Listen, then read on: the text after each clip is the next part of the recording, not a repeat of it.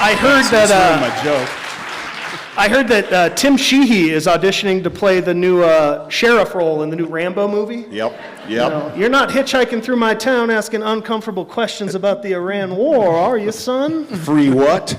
We have a couple former service members up here. We just want to make sure you guys aren't going to attack anybody if anything gets out of hand tonight. All right? Yeah. We're keeping. We just won't break their arm. Okay. All right. Good Well, enough. now they said that they want to invade Cuba. That's what Lindsey Graham was saying. But look, give Lindsey a break. The only reason he's so evil is because he's actively trying to go to hell because he thinks that's where all the gay guys hang out. That's exactly where they go. That's where they end up.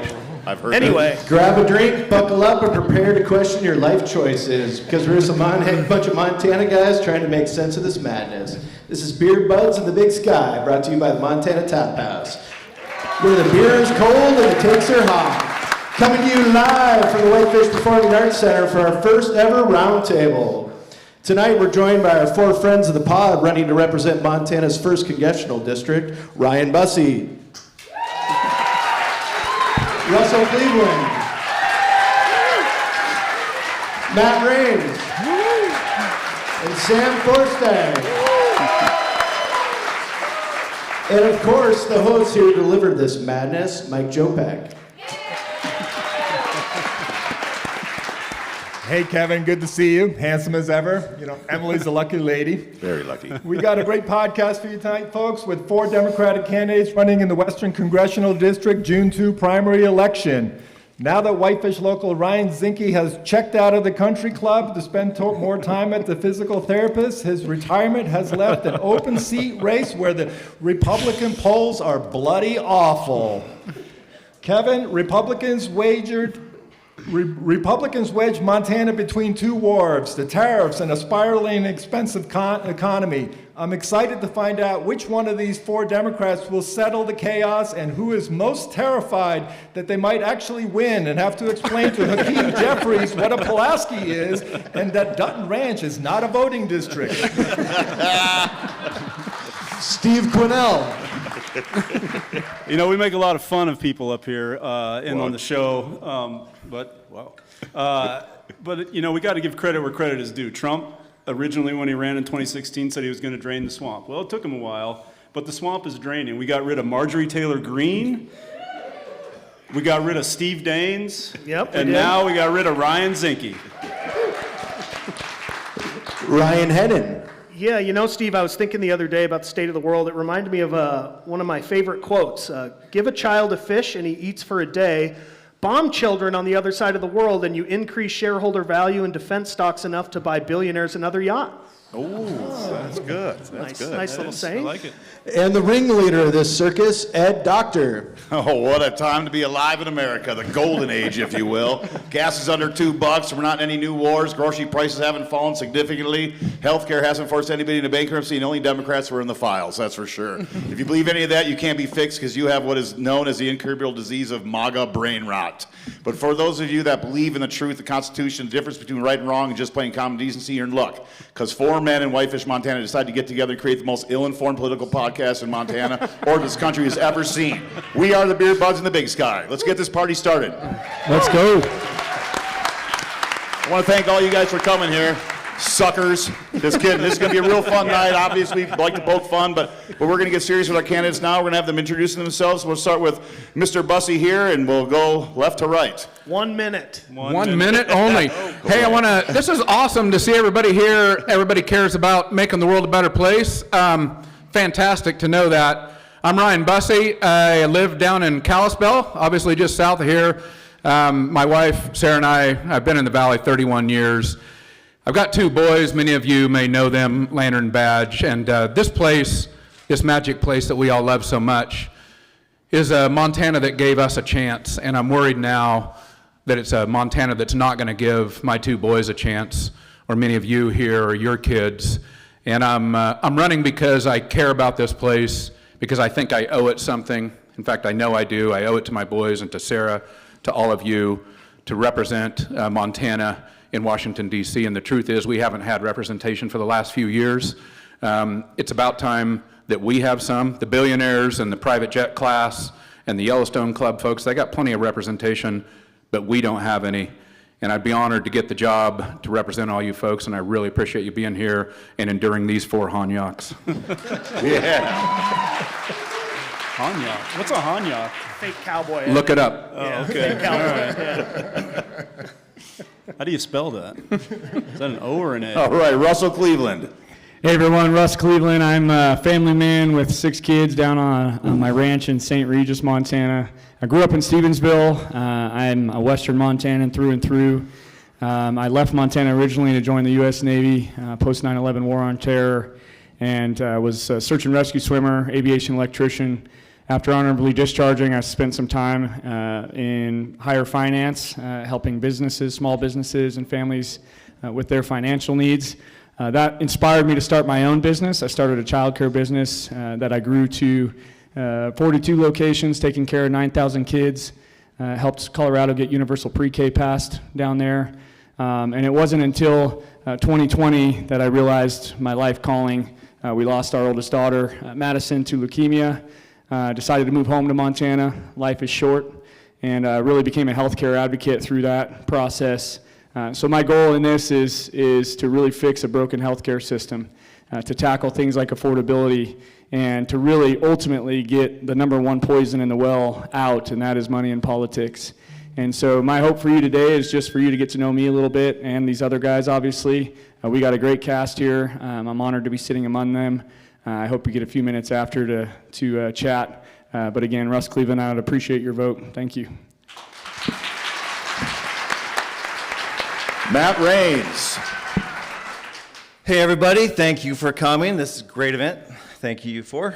Matt Raines, I'm from Sims. Family ranch goes back to the 1800s. Actually, my great-great-grandmother pioneered here in the 1860s. So needless to say, Montana is in my DNA and my roots run damn deep here. Went to West Point in the military. I flew Blackhawks, was an Army captain, and served in Iraq. So yeah, this Iran war hits me personally. Following the military service, I traveled over 60 countries doing humanitarian photojournalism. I was all over the world, mostly Africa, Middle East, and Asia. One of the biggest projects I did was the Rohingya genocide, if you guys happen to hear about that.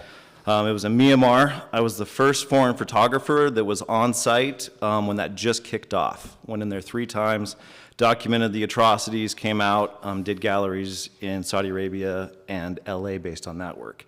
At that point, I had a 10-year-old West Point engineering degree I figured I should probably use. And so came back to the States, took a job engineering, inspecting power plants across the country. I'd go do about $1 million worth of repair findings, hand it off to the Boilermakers, let them go fix it. And then with that, I got my MBA from Washington University, where I met my beautiful wife. And she had a horse, I had a horse ranch, convinced her to come back to Montana. So we raised horses and hay on the ranch, and then I was very fortunate the last 5 years I worked with Montana Farmers Union, chief of staff there, and we set up the first of its kind in the nation USDA meat processing facility in Havre. Montana Premium Processing Co-op. I was project lead on that, and that has allowed our local producers to retail their own livestock, which keeps them not only viable but generational. It brings a whole new revenue stream in, so really proud of that. And I mean, like I said, my roots are deep here. I had an incredible life growing up. Sims, it was a Class B school when I was there. It's dropped down to Class C. I know the struggles that our rural communities are going through. All right, Matt. God damn.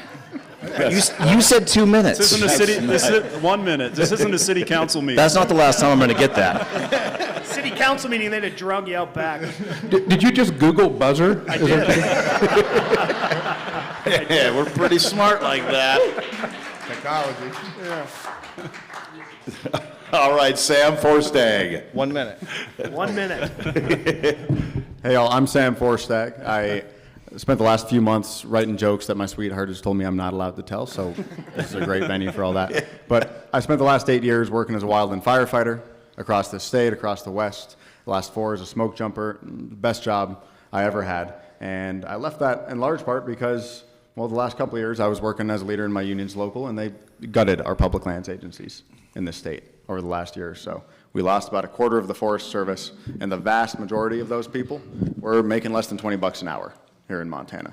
No different in the Park Service or the BLM. And it's the same story that it is right now when we're looking at a war with Iran that we do not need to go to, as it is when the mill closes up in Sealy or when the wood products plant closes in Missoula. It's poor and working people getting screwed while somebody is getting incredibly rich off of all of these broken systems. And I'm running for Congress here in the Western District because I am tired of having to trust that incredibly wealthy folks are going to look out for working people's best interest.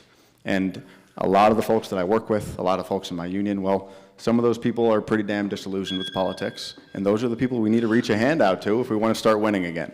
So I am the first union candidate that we've had in over a decade in this state. And I hope to build a coalition of working class folks, union people, and people who still care about this Constitution. Thanks.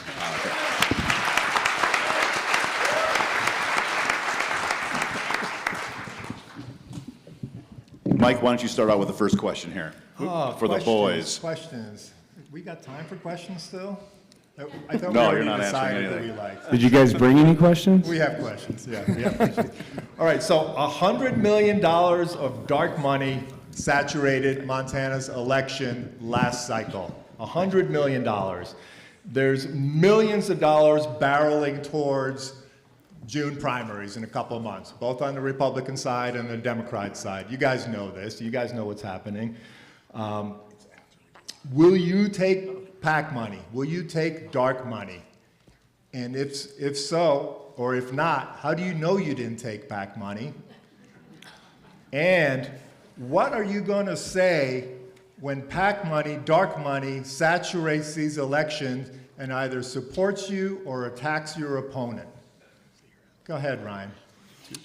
Thank you. So money is a huge, and for those of you who don't know, through this last election, Senate election, you all lived through the most expensive per capita election in the history of the nation. $321 per voter was spent on that election. I think we can see how it poisoned the electorate.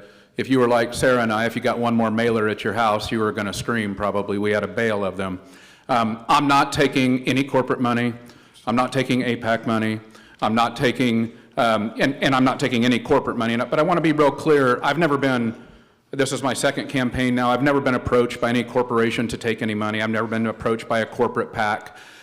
Most of the, and I think all of us have a similar stance. I'll let everybody speak for themselves. But the real problem in elections isn't the contributions to the candidates. It's the outside PAC spending, because if you have a corporate PAC, you can only donate the same amount to each of us as an individual can, the same as you guys can. But if you have a corporate PAC, you can donate unlimited to these outside super PACs. And so that's where all these mailers come from. And we have to do everything we possibly can. That's where the Citizens United comes from. If I had it my way, we'd have public financing of all campaigns. Everybody would get the same amount of money. We would run the campaign clear. There would be no outside spending. I hope we can get to that point. I will fight for that. But the real problem is the outside spending and the corporate PAC money. There is an initiative being proposed here in Montana that would help shine the light on that. It won't solve all the problems, but it would make them better. And I think anybody that cares about democracy needs to be in favor of that as a first step.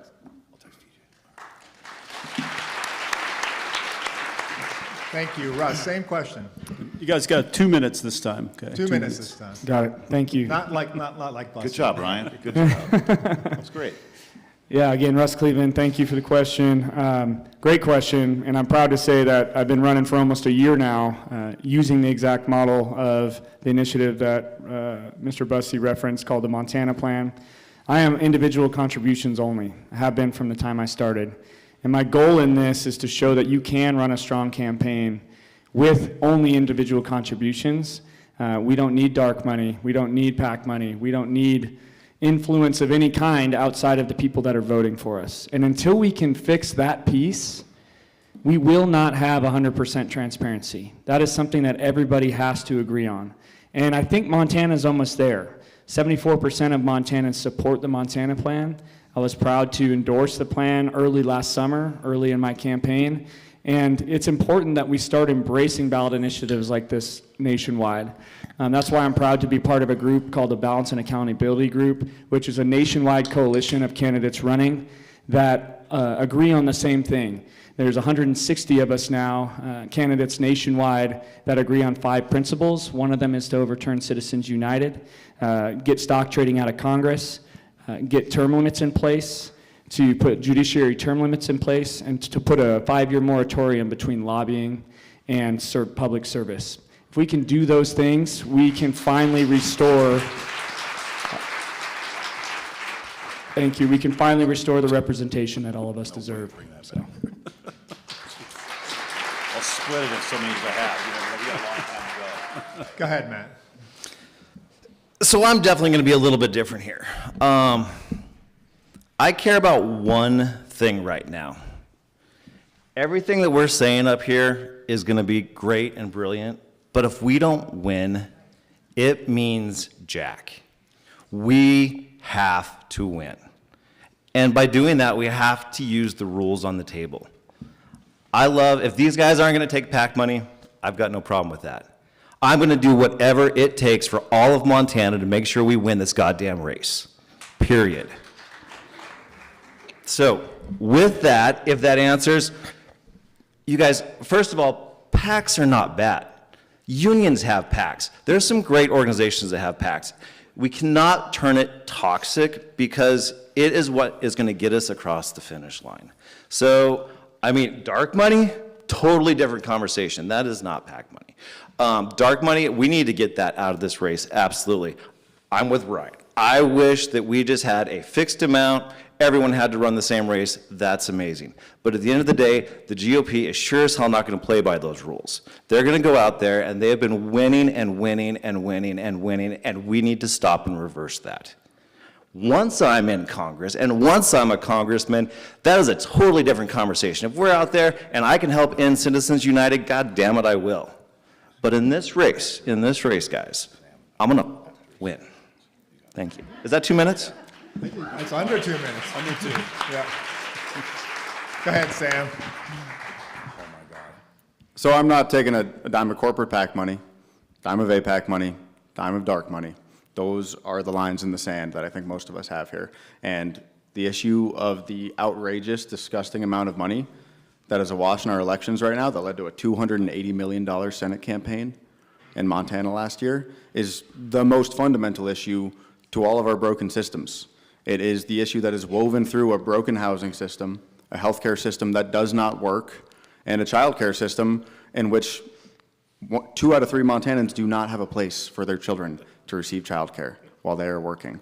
It is at the core of the fact that our Congress and our Senate is not responsive to the people, and that we have issues that 80% of us agree on that we have not had action on in decades. And it's core to the problem in which you only tend to see pretty wealthy folks representing us in Congress, where the average net worth of a congressperson today is $3 to $4 million, depending on, well, the day and how good the stock market is doing that day, unfortunately. And the only way we fix this is we repeal Citizens United. We hold every member of Congress from either party accountable if they're not getting behind that initiative. We ban corporate stock trading. And I'll tell you what, we should also be talking about lowering the actual contribution limits here, because if most of my friends are broke firefighters and they can pitch in $50 or $100, and if one person can pitch in $7,000 at a time, well, you don't have to look much further to see the reason why you do not see normal working class people on the ballot for federal elections very often. That is a problem. That is a fundamental issue of representation. And until we get some folks in office who know what it's like to be on the wrong side of these broken systems, we are not going to have people fighting for these things with the appropriate level of urgency that we all deserve from our representatives. That's what I'm running to do here.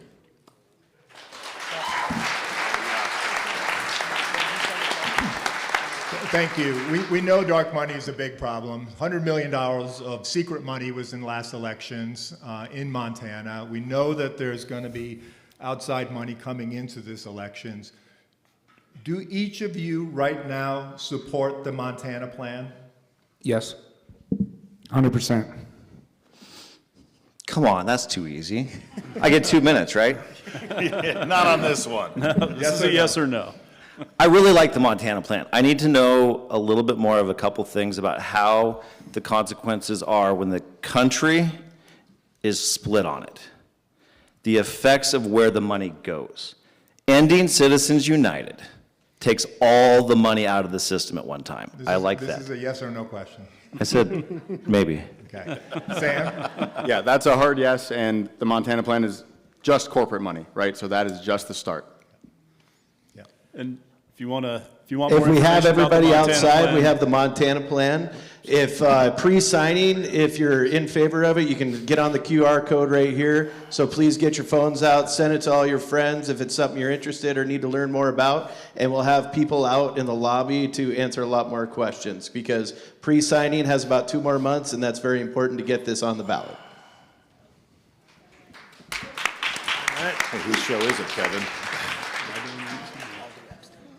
Okay, well, now it's time for Epstein. Whoa, whoa, whoa, whoa, what? Oh boy, here come the files. Oh, no. We got the files. We got the files, ladies and gentlemen. Files Thank showed you. up. We've been waiting Thank and you. waiting. What's in there? I don't know how he got him here, man. Let's see That what's guy's in a here. It's genius. in there, Ryan. Ninja. It's big We got print. TJ there. Big print. TJ to the rescue. Let's see here. Trump was asked, what about those poor little schoolgirls? And he responded, Iran or Epstein's? Jesus. Woody Allen is in the Epstein files, but I refuse to believe he's the type of guy who would cheat on his daughter. Trump said he rates the war in Iran at a 12 or 15 out of 10. I think he's confused, and he's actually just listing the ages of girls he likes. Trump's cabinet is well represented in the Epstein files. Turns out the only type of pedo the U.S. government will fire is a torpedo. Oh, no. Trump still eats McDonald's every day, which is strange because you'd think he'd prefer A&W because of the teen burger. Oh, a team. I like A&W. Oh, thank God we made it through the files. Okay. So the Epstein files, kind of a hot button issue at the moment. A lot of people talk about it. They say it's a failure in transparency in the United States government. They say it's a failure in investigation. And they also say it's a gross failure in accountability for politicians and for rich people in this country. So I'll start with you, Ryan. What do you think, what would you say, the first thing that comes to mind when you hear the Epstein files? I think it's proof to a lot of people that we really do have a have and have not system in this country. We have hundreds of the most wealthy and powerful men in this nation who trafficked children and who have not faced a lick of justice. And let's be honest, I don't care if it's a current, past, or future president. I don't care who they are. Every single one of them ought to be in prison. Period. End of story. It is a great moral question of our time, and the reason we're here today is a big reason this is not happening in Washington, D.C. is because we do not have people back there with the courage to make it happen. And it should make you angry. It should make you disgusted. Furthermore, we have some Democrats who haven't done their job, and I think it's time that we elect some Democrats with some backbone, with some courage, with some integrity. Merrick Garland had those files for 4 years. A Democratic administration had those files for 4 years. They knew kids had been trafficked. Did they prosecute? No. That's unforgivable too. But right now, you know, if somebody gets, if one of us has some petty crime issue or our kids do, there's no getting them off or paying somebody $1 million not to prosecute, and yet there's hundreds, if not thousands, of these men who just make contributions to Trump or do whatever they do, pull whatever favors they do are important enough. It's disgusting, and we ought to be disgusted by it, and we ought to have a Congress that does its job and stands up and says, hell no. How about you, Russ? Yeah, I think it's important to note something, though, that this doesn't just happen on some island, some never-land place far, far away. This is happening right here in Montana. I promise you there's people sitting in this room that has happened to, and some that have maybe never even spoken about it. I'll give you an example. Between 2008 and 2022, there were 100 untried cases in Bozeman of sexual assault and rape that went untried. This is in every county in our district. It's in every district in the country. And this isn't just some national list that has super powerful people on it. It's people in our hometowns. It's people in our communities. And I'm proud to say that I've put one of those people away. My wife and I were part of putting one of those people in jail in Boise who's serving a life sentence for that exact horrid behavior that we're talking about. We have to do that at every single level of government, starting at the district attorney, to the state legislation, to the national legislation. And until we take this seriously, and I agree, this isn't a joking matter, thank you for someone who shared that, we have to stop ignoring the problem and start actually trying and convicting these individuals, and we cannot settle for even an ounce of anything less. So, thank you.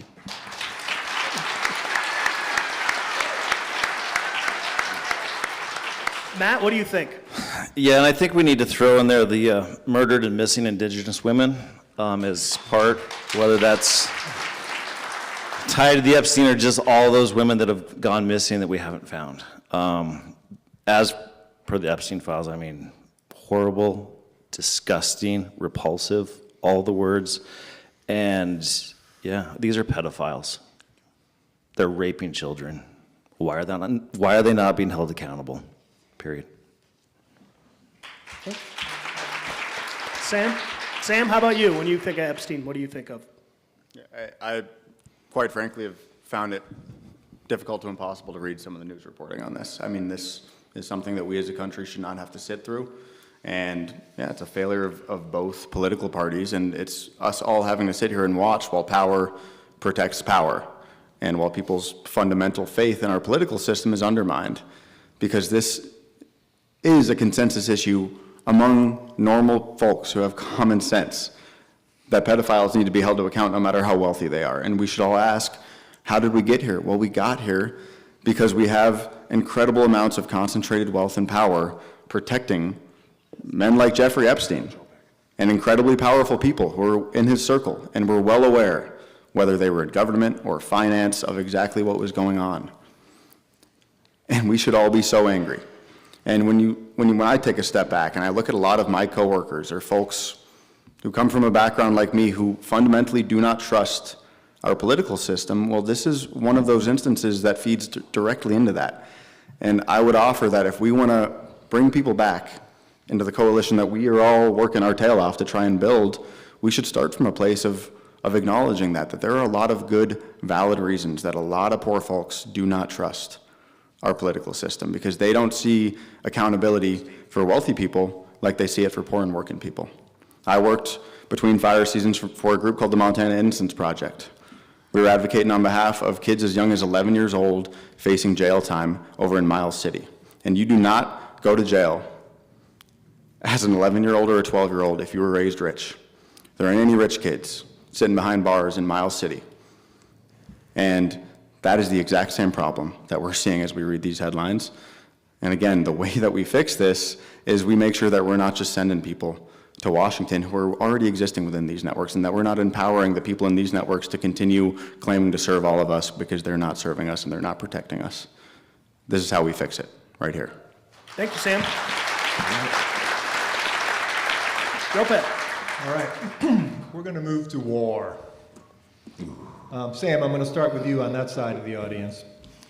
How do you balance supporting American troops while holding the administration accountable for military decisions, including the Iran debacle?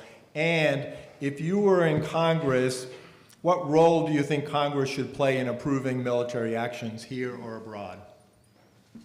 Well, I'll tell you, some of the other folks on this stage can speak to this better than me, but a big part of why I got into this race is what I mentioned up front. We just lived through a year plus of things like DOGE gutting what few public services we still had available to us as working people in this state. And you know what federal agency took the largest number of cuts in this country and in this state is the VA. So the way we balance that is we say that we should not be spending a dime abroad on foreign wars of choice until we take care of the people that we have asked to do so in the past.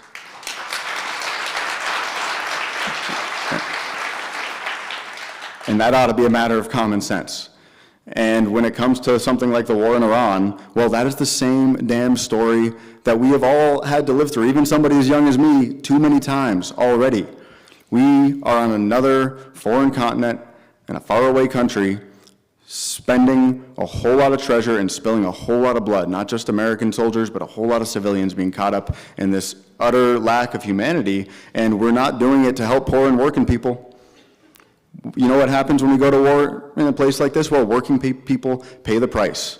And our congressional representatives are sitting pretty, doing just fine, and somebody is getting incredibly rich off of all of this. And we should be so mad that we are spending $1 to $3 billion a day in a war with Iran that none of us want and that our Congress people don't have the courage to take a vote on, while we can't even solve a housing crisis or a healthcare crisis. And I would just say, if we can talk about it in those terms, in those cold, hard terms about the way we're actually spending money and the way the people in power are actually prioritizing our resources, again, I think a whole lot of the folks that we just lost last election, a lot of people who were struggling to meet their basic needs, will be just as angry as all of us in this room are as well. Because that is all of us getting screwed. That is a whole lot of people that voted the other way getting screwed, and it is none of us benefiting from it. That's how we win this thing, and that's how we start fixing these ridiculous conflicts we're being sucked into.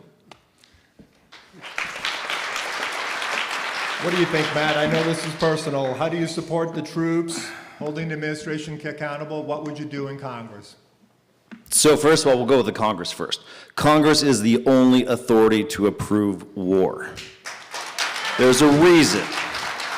Congress is a representation of the people. The people have their sons and daughters involved over there, putting their life on the line. That is why Congress approves it. The people have to approve it. A dictator, a tyrant in the presidency is not allowed that authority because he will misuse it and the power and the lives of our sons and daughters. So, Congress and only Congress. In terms of being over there, I was in Iraq at about 7 years after we invaded, and I was in Afghanistan at about 10 years, 11 years after we invaded. And both of those, when I was in the military in Iraq, the population was just starting, about halfway through my deployment, to start taking the trains again because they felt they could safely get on them without being bombed. That took 7 years. In Afghanistan, I was embedded as a photographer with the troops going around, and they were just at 10 or 11 years there starting to get the phone numbers of the tribal leaders because we had been there so long, they started to trust that we weren't just going to be in and out. That when the Taliban came over from Pakistan, they wouldn't just murder everybody. And so they started giving their phone numbers to the US military leaders because they trusted us. It took that long for the population to just start trusting and taking ownership of their country. This Iran fiasco, they have a military of 500 to 600,000 troops. This is not just drop some bombs from the sky and it's over. If we're either like gonna drop some bombs, destroy a government, leave and let a terrorist organization come in and take over and make it far worse than it started, or we've just signed up for a decade plus for our American troops. Thank you. What do you think, Russ? Balancing supporting the troops, holding the administration accountable, what would you do in Congress? Yeah, first of all, I want to thank you, Matt, and any other veterans in the audience for your service.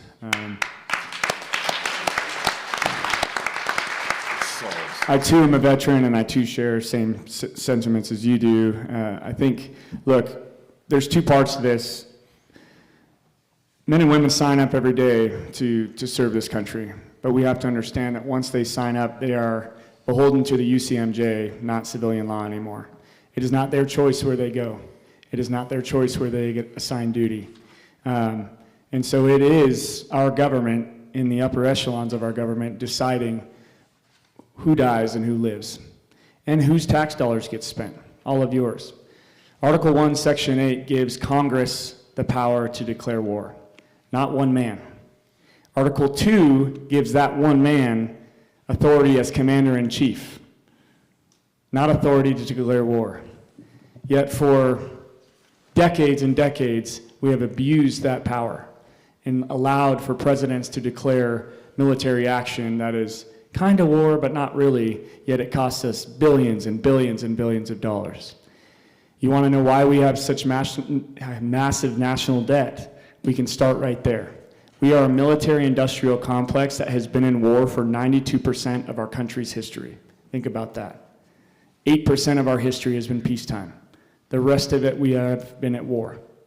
That's all we know. That's how we decide what stimulates economy. And so if you want to change some of the issues that we're talking about, healthcare, housing, education, some of these issues, we have to start with changing the way we operate as a country, which means we must stop being the aggressor. We cannot operate in a fashion that we stay at war 92% of our existence. And so what I will do is fight to ensure that happens. No more wars, no more forever wars, no more. It needs to go through Congress, strip the president of this power, allow him to remain oversight over concise military action, whether that's spec op teams, what have you, to make sure that he does have some authority to move quickly. But in my opinion, we set a cap on the amount that he can spend and the amount of troops that he can send inland to actually create this type of conflict. So, thank you.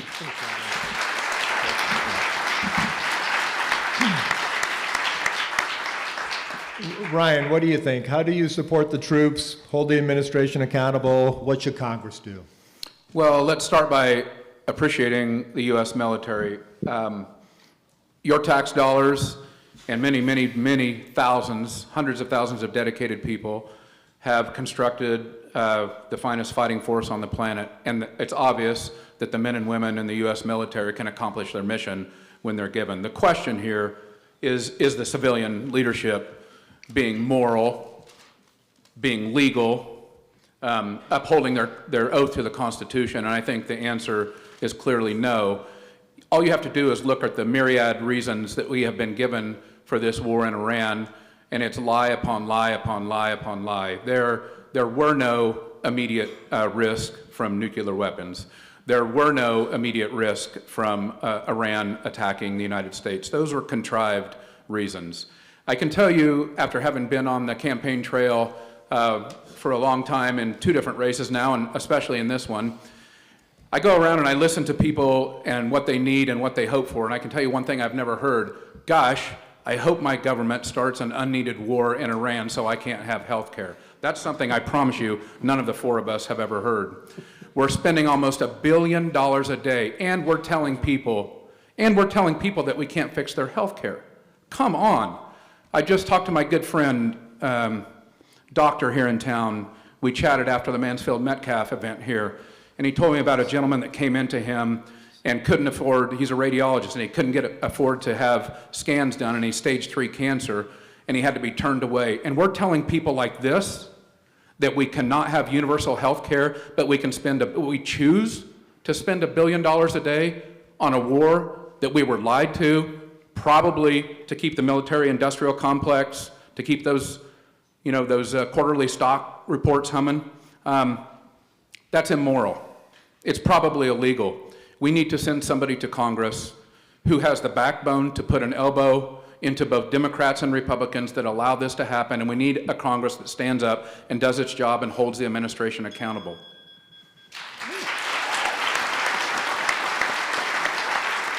Before we move on, I just want to say thanks, Russ, for bringing up the Constitution. Every time I say it, these guys, their eyes roll back in their heads and they start to fall asleep. But thanks for bringing up the Constitution. Boring. All right, next question. Let's move back home, domestic. So right now, the wealth disparity in the United States is greater than it was during the Gilded Age. It's starting to feel like, especially here in Montana, that you have to be a millionaire to live in this state. Ryan, I'll start with you. Steve, start with Matt. Do you mind? Or Matt? We'll start with Matt. Steve wants to start with Matt, so we'll start with Matt. What policies would you support to help Montanans still be able to afford Montana? I mean, and this is what's really personal to me. God damn, you guys have so much fun over there laughing and joking, and then you get these serious questions. That's our job. Yeah, it really is. Like, when I grew up as a kid in the 90s, like, I remember going to New York City, and I remember thinking, like, a $5 bill in Montana is like a $20 bill in New York City. And that's what the Montana way of life was. Like it was affordable, it was cheap. And right now, we are facing the crisis that our next greatest export is gonna be our next generation. They're being forced to leave Montana because they can't afford housing. Right now, I think 20, 30-year-olds are spending almost probably 2/3, 60, 70% of their monthly salary wages just to pay for rent. And that is unsustainable. So to fix it, if you go back to Montana Farmers Union, co-ops, we built rural America, rural Montana. There are solutions where you involve the population coming together, but it's taxes. Trump has done everything in his power to give tax breaks to the billionaires, multimillionaires out there, and we need to reverse those. It used to be like billionaires were taxed at 60, 70, 80%, and the middle class was huge. I see no problem with that. Yeah. How about you, Russ? What policies would you support to help keep Montanans in Montana? Yeah, I think this is where my experience really comes in. I've like I said, worked in higher finance, managed budgets over $300 million, started my own business, a child care company, built affordable housing right here in Montana. This is multifaceted. It's not just one solution that keeps people in Montana. There's 4 things that we can do that totally changes the trajectory of the future of our next generation. The first is education.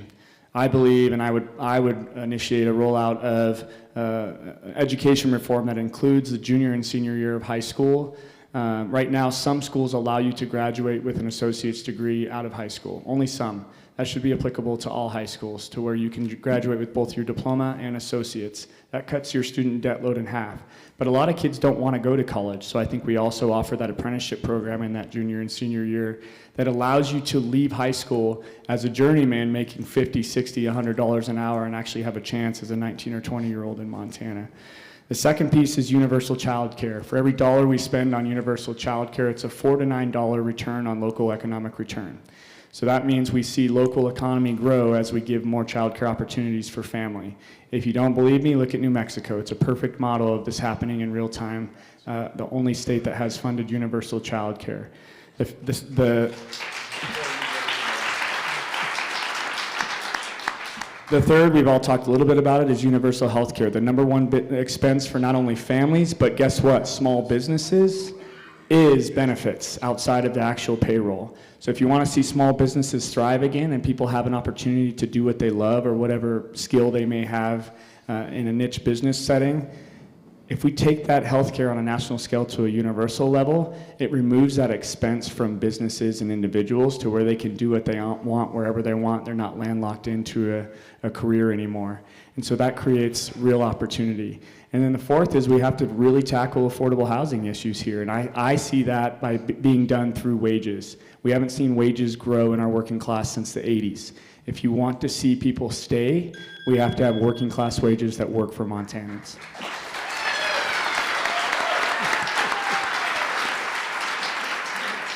Okay, Ryan, you've won the election. You've made it to your office without being attacked by Tim Sheehy. What policies are you going to support to address affordability in Montana? Well, I think we need to realize that this wealth disparity thing is not like gravity. It was not thrust upon us. It did not just happen. It happened because we sent representatives to Washington, D.C., who over decades instituted laws and regulations that made it happen. There's a thing called the carried interest loophole that allows a bajillionaire hedge fund guy to pay 10% in taxes. Does anybody here pay 10% in taxes? I doubt it. That's an example of something we've done. I do think we need to focus, for me, primarily, the first thing to focus on is healthcare. Universal health care, we've got to fight for it. I'm tired of Democrats standing in the way. Teddy Roosevelt advocated for universal health care, for God's sake, 119 years ago.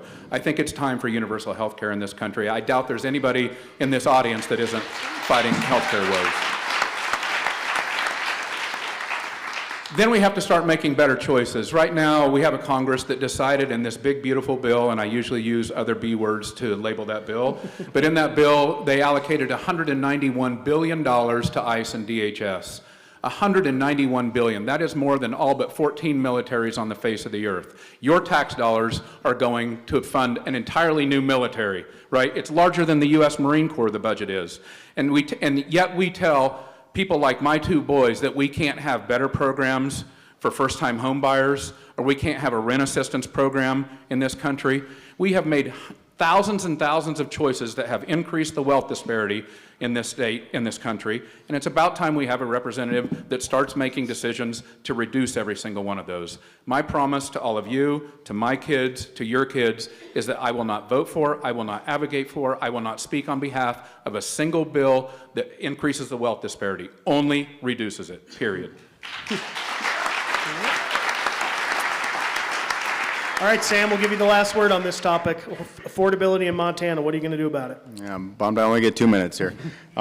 This is precisely what this campaign is about, right? This is the issue that we started with, what is woven through all of these problems, and what we need to fix here is housing. We have an entire generation or two of Montanans who cannot conceive of owning a home in the community that they were born and raised in.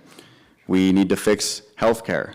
I can tell you that I just lost my health care when I left smoke jumping, the best job I ever had, to run this race, because you can't be a federal employee running for public office. And looking at the marketplace, a cheap, bad health insurance plan via private health insurance corporations is $900 a month with a $12,000 deductible.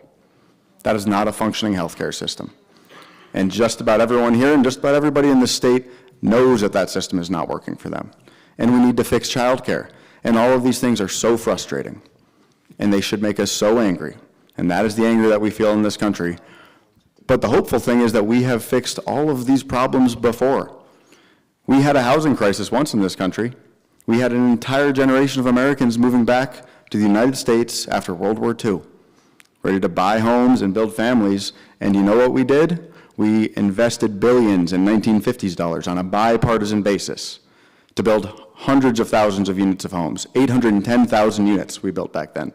And we created the low-income housing voucher program, and there were all sorts of flaws in the ways we did that.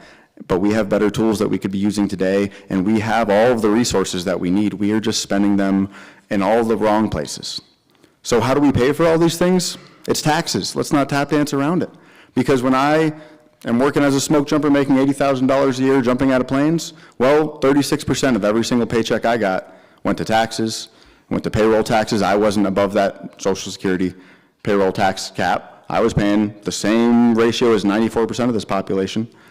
And if you are one of the top 400 earners in this country, your effective income tax rate is 4 to 10%. That's not a functioning tax system. That is a system that is in fact rigged. It's just rigged against working people, in favor of the wealthiest folks in this country. So the way we fix that is simply by asking or making everybody in this country carry their own damn weight. So we should have a minimum effective income tax rate for every dollar earned over $1 million to say that if you are making over $1 million a year, well, you're not paying any less than 30% no matter how good your accountant is. That's how we pay for all of these things.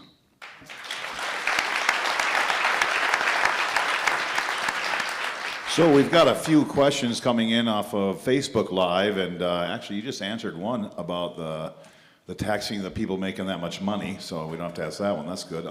But I have this one.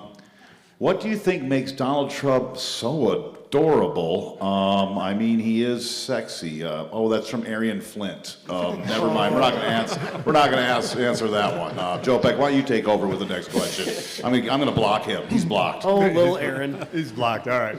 So, division. There's so much division in our society. You know, Republicans are mad at Democrats and vice versa. You know, but we don't necessarily see that on the streets. You know, you don't treat your neighbors that way. But you see it on the internet. You see it all over on social media. What responsibility do you think electors, leaders have to lower the temperature of our political discourse? Ryan, why don't you start? Man, I think it's got to start with us. And I want to give you all some hope. A couple years ago when I ran, and we had that really divisive, expensive election that we all just talked about, I could feel the division in the air. You could see it, you know. The thing is now, though, people's lived experience in the last few years has not been great. We're all in the same boat together. And I think what we have to focus on, as several of the guys here are tonight, the things that we have in common that we need to get fixed together. There's not a single person in this state, in this country, that doesn't need effective health care. I hear from Republicans, crossover voters. I did right-wing talk radio here a few days ago. I heard it from them. There's really a shared existence. We have a shared life. We have shared needs. And I think it's really important that us four, whichever one of us makes it through, whoever gets elected in the Congress, we should stand up and fight for the things that bring us together. I think it's really incumbent upon us, and I think it's important that we fight hard, that we don't appear as though we're untrustworthy to the voter, because once that happens and the faith in the political system breaks down, you have demagogues like Donald Trump that can seize on that, divide us, create conspiracy theories, create hate. So it's incumbent upon us to be honorable, be filled with integrity, fight hard for what we say we're going to do, and actually do some of these things. Otherwise, voters are going to stay divided, and it's got us in a pretty rough spot in this country, and I think it's time we turn it around. What do you think, Russ? How many of you in the audience remember a purple Montana? Yeah, me too. Me too. That's the Montana I grew up in. And that's what we have to get back to. There's balance in that. It reduces the temperature. It reduces this us versus them mentality. It's better on every level. And that's the way I've approached this campaign. I am the one running up here that is the independent. I'm an independent Democrat, a progressive independent, whatever you want to label it. I grew up in a Republican household. I know what that looks like. I know how they think. I know how they operate. Through my own life as a business owner, I've seen the benefits of some of the business owners that have voted that way. If we want to build that bridge back and reduce division, we have to be the ones responsible for taking that temperature down. Remove the party labels. Focus on the issues. My agenda is very progressive. But guess what? I've been traveling for 10 months.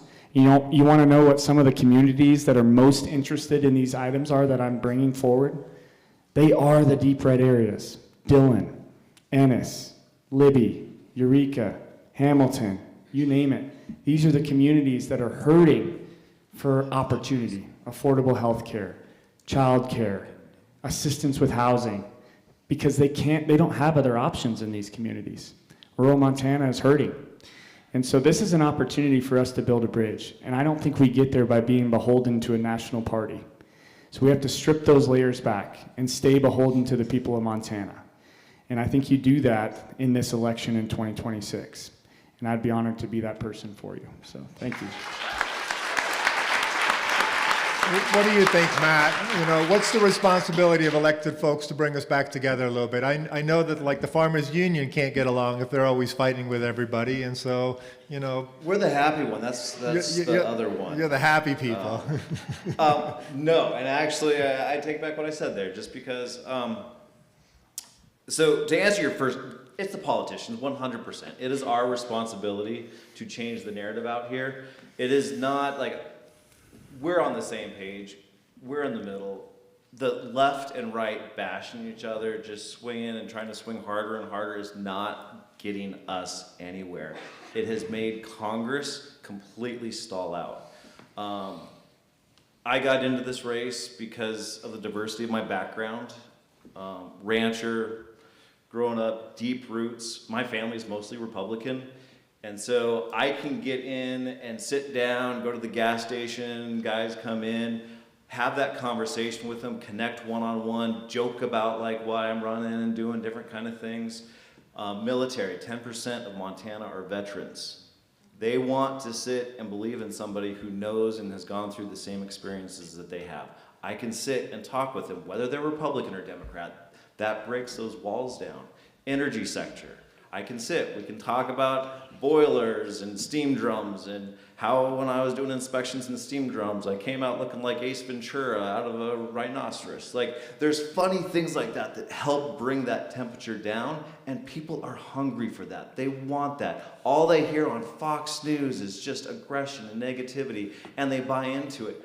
But with a candidate that can really genuinely connect authentically, have been in the same boots, they will gravitate towards that. And they want to have those conversations, and they want to like pick your brain and figure out why are we so divided and extreme?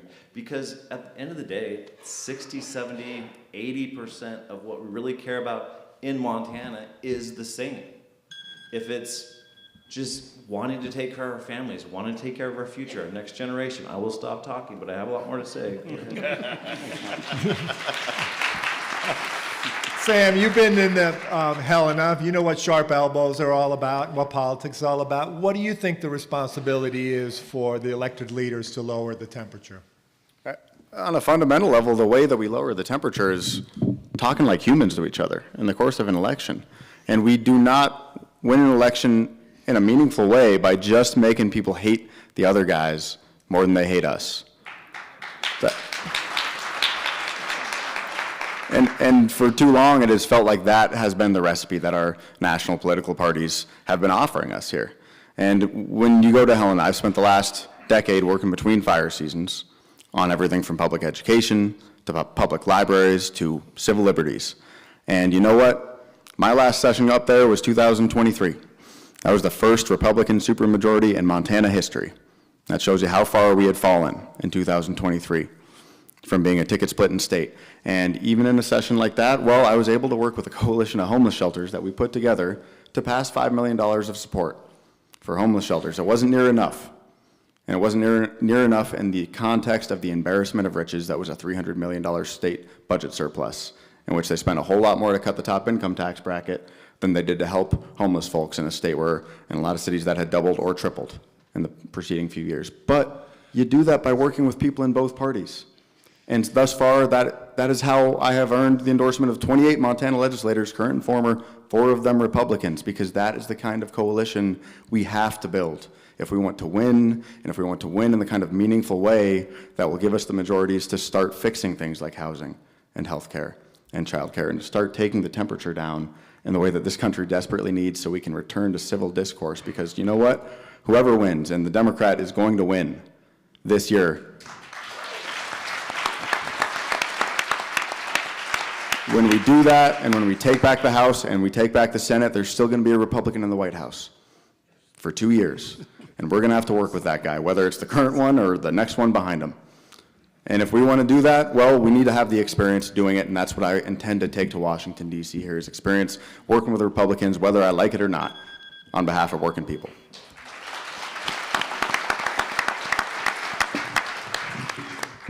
All right, we're going to move into the lightning round, where you get 1 minute to answer each of these questions, and these questions are all from the audience tonight. That doesn't mean we get shocked if we go past it. The buzzer, but you get the buzzer. Well, that's what you think. It might be coming. You might get shocked. We'll just cut your mic. So we're going to start with Russ on this one, because Russ, you've talked a lot about being an independent Democrat, and I'm going to ask you to limit your answer on this one. And I just want you to, the question is, what is one issue you disagree with your own party on, and why? Just one for you, Russ. Yeah, okay, that's fair. I'm super pro Second Amendment. I think if anything we've seen in this this day and age, a tyrannical government. I think maintaining that right to bear arms is more important than ever. And I think we have to be careful to strip anyone of any constitutional rights at any point. And to me, as an avid hunter, as former military, but now in a time when we don't know who's going to storm our streets in this country, it's more important than ever to have the opportunity to defend yourself. And that was what the Second Amendment was put in place for. And so I think we have an opportunity to revisit that and reaffirm that this is not a left versus right issue. It's an American one. And so for too long, Democrats have, I think, pushed pretty hard on that issue, and that's something that I take, like many Montanans, take a strong stance in support of. Well, he's going to keep going. And so Matt, same question, but I just want to preface it with, you started out talking about being plugged into the money and not worrying too much about that. So what is one area in the Democratic Party that you disagree with? I mean, I'm going to split my time here. So the Second Amendment. It's only 1 minute this round. Oh, damn it, man. Second Amendment, absolutely. I think in today's day and age, it is more important than ever because it's kind of there in case there's like an autocratic tyrant that tries to do something in the United States. We have the guns and we have the Second Amendment to defend ourselves. If we start seeing the administration try to take away our Second Amendment rights, I would be damn concerned. With that, big proponent for law enforcement. I don't like Montana kind of took a hit with the defund the police in the last couple cycles. I'm a big proponent to make sure that we have solid law enforcement, well-funded, across the state. I've talked with a lot of officers, and it's the hardest thing to keep deputies on staff. And so, yeah, I would absolutely make sure that, the party gets away and make sure that we are all safe at night.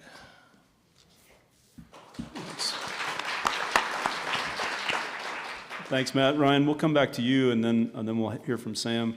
You just spent two falls ago running as Democrat for governor. So, what's the one issue you disagree with most with the party? I tell you the one issue I focus on, and I disagree with a lot of national Democrats on this, is the need for universal health care.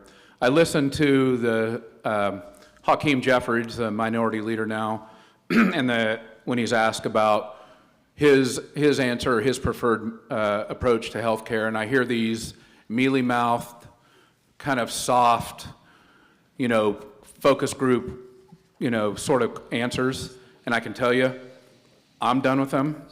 Voters are done with them. It's time we elect Democrats who have a backbone, who will go to Washington, D.C., and if it's our own people, a lot of you may know I sacrificed a career. I think it's time we have people who are willing to sacrifice, who aren't going back there to get in the lobbyist pockets. There's $74 billion made every year by health insurance companies in this country. They are slowing down healthcare. They're making your healthcare worse, not better. And yet we have Democrats who don't have the fortitude to buck that system because they're probably eating thick steaks and drinking super fancy whiskey with these lobbyists. It's time that we elect somebody who has integrity, somebody who has proven they will sacrifice, somebody who will go back there, and I think it's important that we treat our own party, that we hold our own party to a higher standard, even than we do the Republicans. Okay? So on health care, I want to say on universal health care, it is time to elect Democrats who will fight for it and fight for it like they mean it. Okay, thanks, Ryan. And Sam, to you, this last question. You made a big splash when you announced, because you immediately got the endorsement of Bernie Sanders and AOC. So what is one of the issues you disagree with most out of the Democratic Party?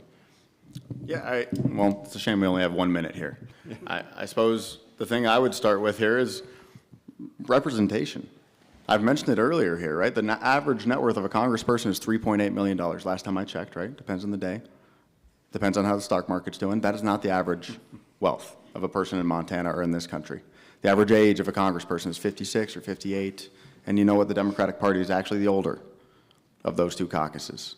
And right now, I think people of all ages are looking at what's happening in our government and the fundamental lack of representation that has led to them not treating whatever the issue is, be it affordability, be it actual addressing of government efficiency, because there are massive inefficiencies in our government. I've seen them as a federal employee. Those are issues of representation. They're issues of people who do not know what it is like on the ground to be doing something like firefighting, where you end up standing there watching more money be spent on retardant drops that go to a private aerial firefighting company than you will make in your lifetime. And that company happens to be owned by a United States Senator named Tim Sheehy. The way we solve that is by sending people to Congress who are reflective of Montana and reflective of our values. And I disagree with the national leadership in the Democratic Party that has held the doors of change closed to people who actually reflect working people and Montana values and the next generation. I think a whole lot of folks in this state agree. And if we want to start building a broad coalition, we need to send people who are reflective of that to Washington. Thanks. It sounds like somebody's not happy with Chuck Schumer. Big surprise there. All right, we got a question online, and this is pretty much a yes/no, but you guys keep this one quick. But it's from Dale Kirkvillette, certified forester. I thought this was a good one. Do you support the Montana DNRC managing the U.S. forest lands? Sam, go with you. This is my bread and butter, brother. That's what I thought. I figured we'd start that one with you. No, Spent a lot of time in those woods.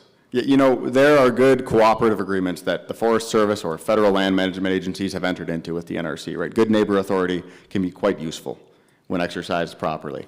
But right now, what is happening to our public lands is that they're absolutely being gutted, and transferring ownership is one of many mechanisms of selling off our public lands. Right? They manufactured a crisis this year where they started talking about selling 2 to 3 million acres of public lands, and then they stepped back from that brink that they had brought all of us to, as if they're saving us from something. And in the meantime, they gutted every single public lands agency in this country to the tune of 15 to 25%. And our public lands are not just lines on a map. It is a whole lot of people working their tails off to make sure that you can actually make it up that road to the trailhead and actually make it up that trailhead, up that trail to access that forest or wilderness to go hunting. If you don't have a private ranch to go hunting on, or to go hiking or skiing, if you can afford to get a day off on the weekend between the jobs that you're working here. And the people that they were firing are the people that keep these lands up. And you know what happens when they fire all of our public lands employees? Well, they turn around and they do the same thing they did with public education, the same thing they did with public health. They say it's not working and we got to privatize it. And the next thing you know, Tim Sheehy's aerial firefighting company is announcing record profits.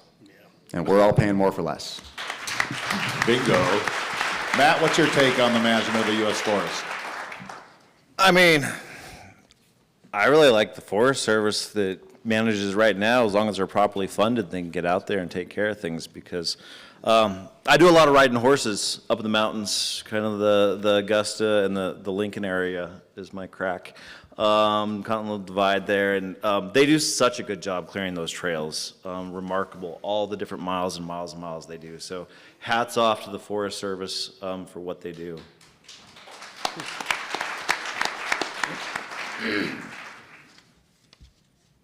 Russ? Just making sure. Yeah. Thought maybe you fell asleep over there. That's in charge for Making sure you're on your toes. He's just surfing the net a little bit. So. How many of you pay taxes in here? Woohoo! This is your land. Whether you own personal land or not, you own public land. It's public lands, public hands. Don't fall asleep at the wheel and think that any of these sleight of hands is anything but another attempt to try and make public lands private again. So I think all four of us probably up here support public lands in a big way. It's part of our Montana way of life. It is part of our American way of life. It's one of the unique things that we have in this country that differentiates us from any other country in the world, and we should be doing everything that we can to protect it at every level. So that means fund the existing body that is tasked with managing these public lands, be it the Forest Service or national parks or what have you, adequately, and stop giving billionaires more tax breaks in place of adequately managing these public lands, period. All right, Ryan, we know you spend a lot of time up there. I follow you on Instagram. Always in the woods. Thank God you can't get any ticks in that mop. Well, That was that one video he did indoors. I saw that one. he goes home and he cooks his birds at home. Come on. Enough from the peanut gallery, boys. Okay. Listen, I've spent a lot of my volunteer life working on public lands issues. It's something that's very near and dear to my heart. I think it's integral to our way of life here in Montana. It's certainly integral to my family's way of life, the things that we love to do. You should be very, very, very suspicious of any sort of proposal that says a state agency or a state can manage your federal public lands better than federal officials can. You should be very suspicious of that. Number one, it's not true. Number two, states can't afford to do it, not even close to do it. So you think you have property tax woes now? Just wait until you pile public lands management onto state agencies. It's a terrible idea. It's a camel nose under the tent sort of idea to selling public lands, because as soon as a state agency gets saddled with all of this management, they're going to say, oh gosh, can't afford it. I think we'll have to sell it. That's been the approach by public lands haters for a generation. It's something I fought against, and it's a beautiful thing that everybody here owns part ownership in 640 million acres. It's literally the most exceptional thing about America. I say that because there is no other country on the globe that has trusted itself to own, it's trusted its citizens to own this sort of land. And the federal government, the federal government doesn't own anything. You own it. We own it. Your kids own it. As Teddy Roosevelt said, it's for those in the womb of time, and we ought to be considering that. Ooh, I like that. That's a good one. That's a good quote. Boy, these guys sound pretty good, don't they? Yeah, wow. Once again, we got smarter people than us. I know. That's rare. That's rare. We just listen to you guys and know what not to say. Yeah, that's a good rule of thumb. Like, follow, and share, please. All right, another 1-minute question. What's one policy position you've changed your mind about in the last 5 years? We'll start with Matt this time. ICE. I like that. Oh, you're on the list now, buddy. I don't really know. Nothing's coming to mind. I mean, immigration, I'll run with that. I think kind of what was quoted before, when the Big Beautiful Bill came out, they were allocating $1.3 million per ICE agent. That's what that budget balance worked out to. And so when you saw 6 guys jumping out of a van and arresting and throwing some person on the ground, that was about $6-7 million right there. And so that is an atrocity. ICE, as it's supposed to be within Department of Homeland Security, I mean, I respect the agency as it was originally intended before Trump took it and morphed it into his private little army. And so, yeah, we absolutely need to take that and get it back into the form that it was originally intended.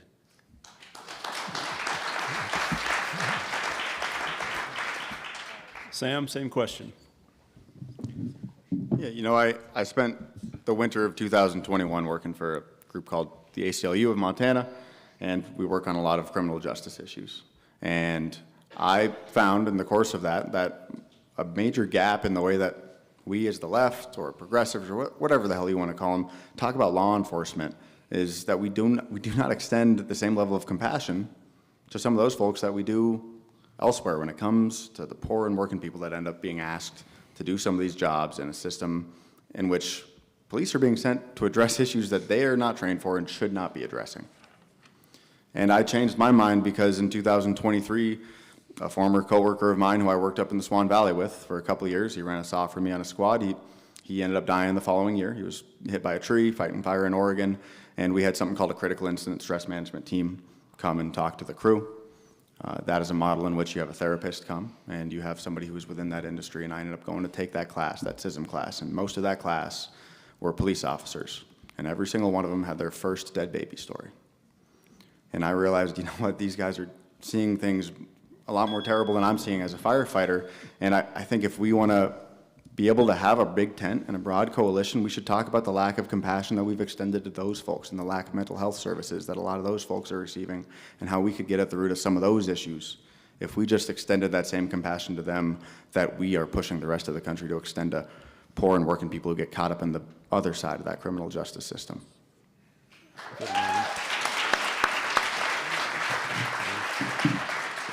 Ryan? Might sound like a broken record here, but universal health care. I helped build a large business and hired lots of folks and helped assess health plans for employees. And I saw the sort of irresponsible, profit gouging sort of activity that happens with insurance companies. And there was a time 8 or 10 years ago when I thought maybe our healthcare system could stand up under its own weight. Maybe the things that we had been told by politicians and by health insurance companies, maybe they really could work. Maybe they just needed tweaking. Maybe the things that we hear about on the news channels, maybe they were right. Maybe this will work. It's not going to work. Sarah and I and so many of our friends, I can't find anybody who isn't, up in arms almost. I mean, we should not have a healthcare system that scares people to death. And over the last few years, I've come to realize that there's no taping this thing back together, or as they say on the ranch, putting it together with baling wire and chewing gum. It's not going to work. We have to revamp the entire thing. We must have universal health care. I didn't always believe that. I do now. I think it's got to happen.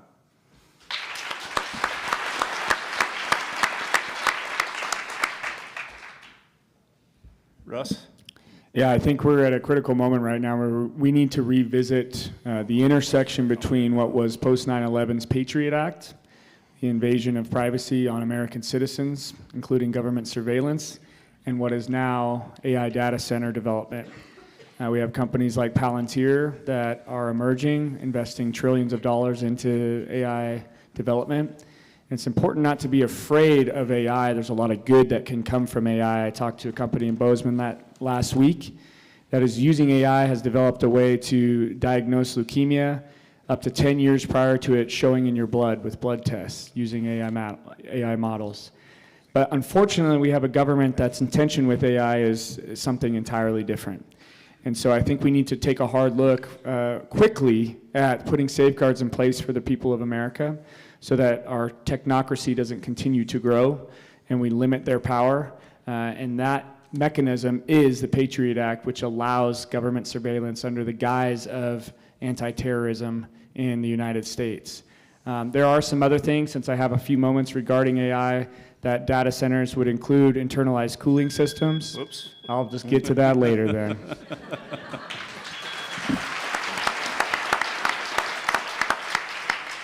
got one, Ed, or are we going to wrap it up? Oh, you got one? Sure. All right, we'll finish up with a couple of kind of non-political questions, but we just wrote this one down. I was just thinking about it. So yesterday was International Women's Day. We do love women.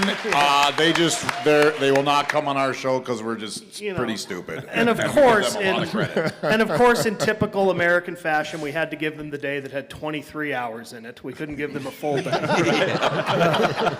Well, so I'll start with you. You're going to get me slapped. I know. No problem. I'll start with you, Sam. Who is your favorite female role model and why?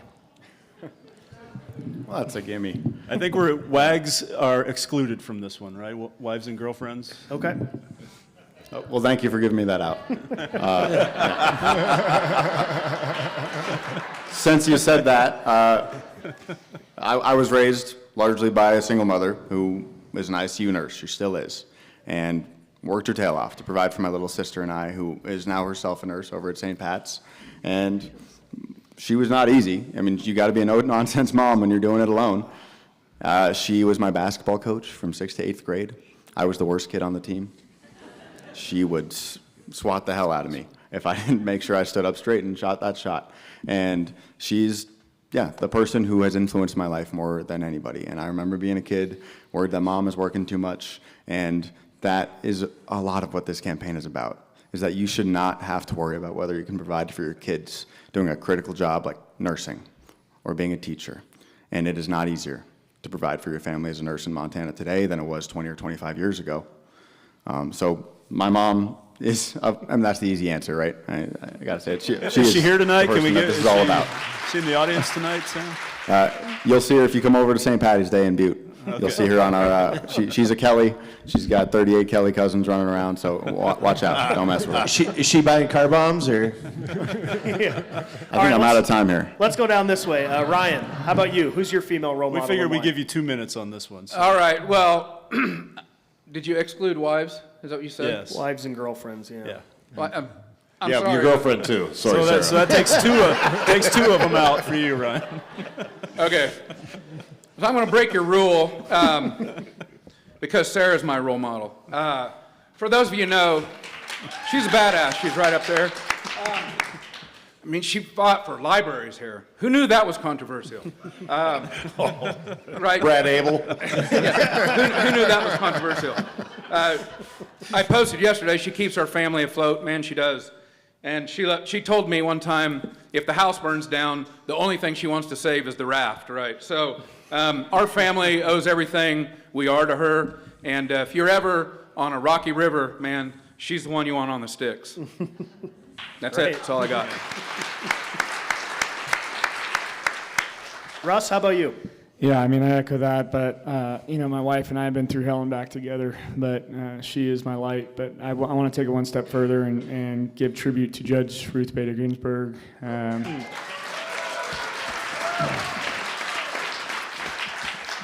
She is a feminist icon.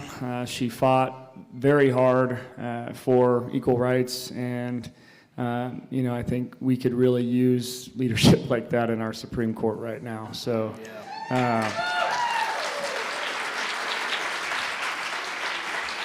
I'll leave it at that. May she rest in peace. So. Matt, how about you? Well, I'm absolutely going to give my shout out to my wife. Ryan, you're going to get us in trouble with that one. So yeah,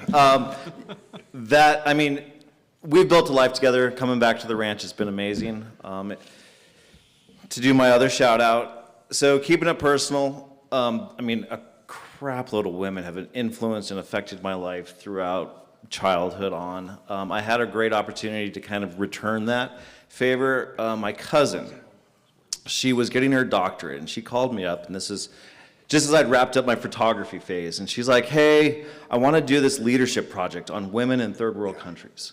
She's like, will you come along with me? And so we went to Kurdistan in northern Iraq, and we went out and we met with military leaders, and essentially what she was doing was going to third world areas with matriarchal governments where women were involved running. And so it was a great opportunity to be there, and she was collecting all this data. We went there, and then Rwanda and Uganda and Serbia and Croatia, and so she got all this data that she came back, and as part of her doctorate thesis, she's a doctor now, she could go around to conferences and explain to people why you should include women in your government throughout the world. So all these asshole patriarchal governments, they could learn that it is deeply valuable to include women in every level, whether it's in business or government. And so, yeah, it was an incredible opportunity. Traveling around with her, doing those projects, meant a lot. And she's done some really good work with that information. All right. All right, well, let's wrap this up so you guys can meet and greet a little bit after the show here. Well, our final question will be, this is the Beer Buds and Big Sky podcast. Brought to you by the Montana Tap House. So we want to know, Ed here, his favorite beer is an IPA, but he usually, after he has 8 or 9, he throws up. I think he's allergic to hops. I'm getting old, man. Yeah. It sucks. Gotta switch to Mick Ultra. So the question would be, we'll start with you, Russ. What is your favorite beer? And then we'll give you a minute for just some closing remarks and why you're running and how do people find you and where do you go from here? Yeah, I'd say like any true Montanan, I'd say anything cold works. I just want to say thank you all for being here. You are participating in something that needs to be done on a broader scale nationwide. You are trying to choose who is the future leaders of this country. And I'll tell you, obviously, I believe that I could represent Montana in the best way or I wouldn't be in this race. However, I do have to give a shout out to these guys. Anybody on this stage is head and shoulders above the representatives that we have right now. So, including us. With that, I'll just say one final thing. I know some of us have families up here as well, and many of you do too. I will say, campaigning is hard. It takes a toll. 5, 6, sometimes 7 nights a week out on the road away from our families. And we're doing this for you, at least I am. And, I want to give a shout out to my wife and kids. But ultimately, the only way we can keep the wheels turning is with your support. And so if any way possible that you can donate to my campaign and support us through volunteer efforts, through social media, what have you, please do so. That's russellcleveland.org. I have some information out in the lobby. I hope you'll come talk to me after tonight's event. So thank you all for coming.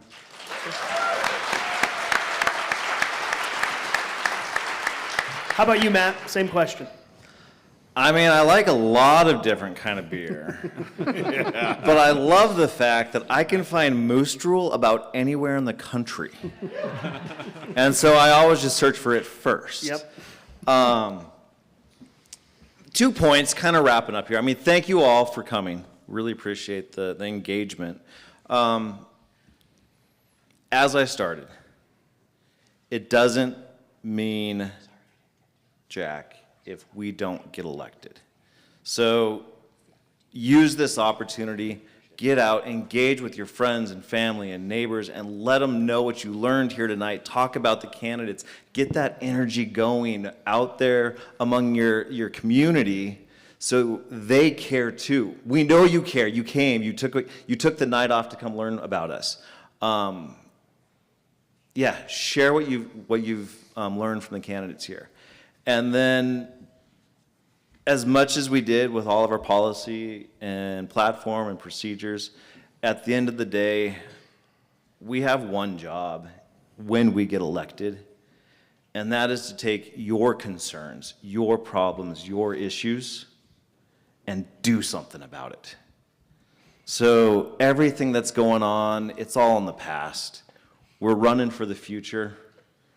We're here to protect us, protect our way of life, and make everything that we can about what you're trying to do for your future possible and better. Thanks, Matt. Sam. My favorite beer is typically the beer I got after we catch a fire, and it's the first thing you do on your way home. Right? You stop and you get a burger and a beer, and it don't matter what you got. And I cannot wait to have that beer when we finally flip this House seat in November. And I suppose if this is the last thing I get to say, I'd like to leave you with a little story. My second to last fire, I got to jump this past year. It was late September, and the load of jumpers I was with had just jumped 3 fires in the preceding 9 days. There was a lightning bust going on in northern Washington, and we were tired as hell. And we were 3 days into this fire. And we had been working 16-plus hour days, and we had wrapped this 5-acre fire, and there was rain coming the next day, or there was supposed to be. So at around 8 o'clock, sun setting, we were saying, well, we got this thing wrapped. We got some scratch line. If you fought fire, you've heard the term jumper line. It was good enough to hold it, we thought. And the jumper in charge, her name was Cameron. She's the first woman ever to make it through rookie training at the Alaska Smoke Jumper Base. And she said, no, you're not. You're not done. Because weather is not a firefighting tactic. And that was the most frustrating thing I could have heard at that moment. Because I wanted to go make the fire at camp, and I wanted to cook a steak, and I wanted to go to bed. But we swung our tools, and we ran those saws for another few hours, and we made sure that line was bomb-proof and that we had 30 feet of fuel cut in the path of that fire just in case the rain didn't come. And right now, it sure as hell feels like the rains are coming. And if we want those rains to come, we cannot rest on our laurels and wait for it. And as I look at the last election, well, when Democrats lost folks making under $100,000 a year, and half of the union members in this state voted Republican, and a whole lot of young people stayed home or swung right, well, if we want to bring our own rain, and if we want to make sure we catch this thing, we need to earn all of those folks' support again. And we exist in a very particular political moment. If we want to reach out and grab that thing, this campaign is how we do it. I would love your help with that because, as they said, this is not an easy thing. So please go check out samformontana.com. I cannot wait to talk to some of you after this. I would love your help because if we want to get one of us elected to Congress and finally have some working class representation out there, well, it's going to take all of us pulling together, and I would love your help with that. Thank you.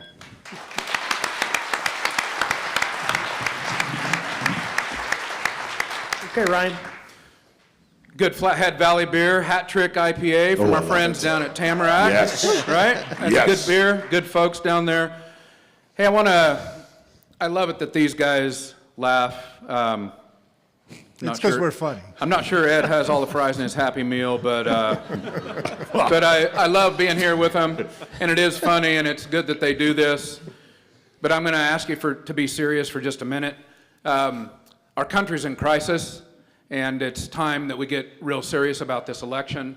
I'd rather laugh and tell the jokes, but we either win the majority back in this next election, or our country is in for a dang hard 2 years. You might want to build bunkers and take care of your kids, because it's going to be rough. And I've done some hard things in my life, and I'm asking you to let me be your representative. I think it's time that we put our oomph behind somebody who can win this thing. It's not going to be easy. They've coronated Aaron Flint. They've already got $1 million PAC behind him. He's about as vile as they come. We've got to offer an affirmative vision, but it's going to have to be a really, really, really tough campaign. This is not going to be easy. I want you to know I will campaign as hard as anybody's ever campaigned. My family's Republican. I worked in a Republican industry. I live in a Republican area. These are my people, and I'll go talk to them, and we're going to win them back, because we have the sort of shared experience that we have to fix. But we have to win this thing, and I would love your vote. I would love your support. I want you to know I'm going to represent every one of you. And the difference between us four up here and some of the other folks who are on the other side is we're proud to represent everybody in this state, even if they don't vote for us. That's the kind of representative I want to be. I want to make this place better. I'd love for you to go to busseformontana.com, follow us on social media, volunteer, do whatever you can, throw your weight behind it, and let's campaign and run this thing like we mean it, because everything you care about is on the line. And I hope you give me your support.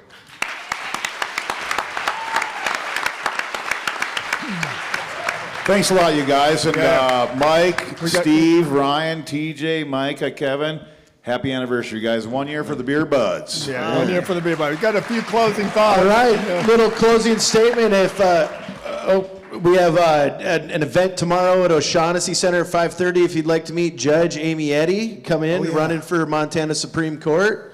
And I think a little closing thoughts, and then head back my way. Yeah, sounds good. I got some closing thoughts. I mean, boy, little Aaron is in trouble. I mean, you guys are some fine candidates, some of Montana's best, I'm telling you.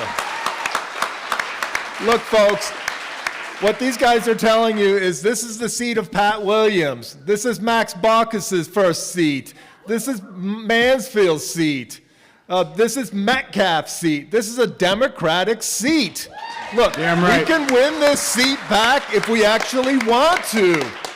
You know, we got to get Congress that's going to get our economy back on track, and big changes are heading our way. These guys are exactly what we need. One of these guys is going to be the winner. The rest of us are going to support the winner. There's no doubt about it. Lil Aaron is in trouble with these guys. These guys are all going to be in the lobby. I heard Ryan even made lemon bars and all that kind of wonderful stuff. They want to stay out there for hours and chat with you as long as you like, so ask them plenty of personal questions. This is what it's all about, democracy at its best. I'm so proud of you guys, and thank you for showing up.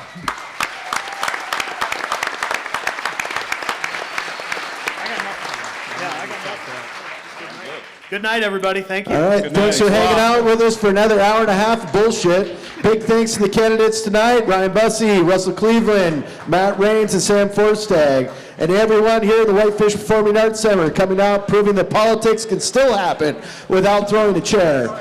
This week, we'll have Matt Raines joining us in studio and Russell Cleveland next week. And before the season ends, swing the Tamarack Ski Shop and take advantage of the snow. Like, subscribe, and send us some beer money. Until next time, same beer time, same bud channel.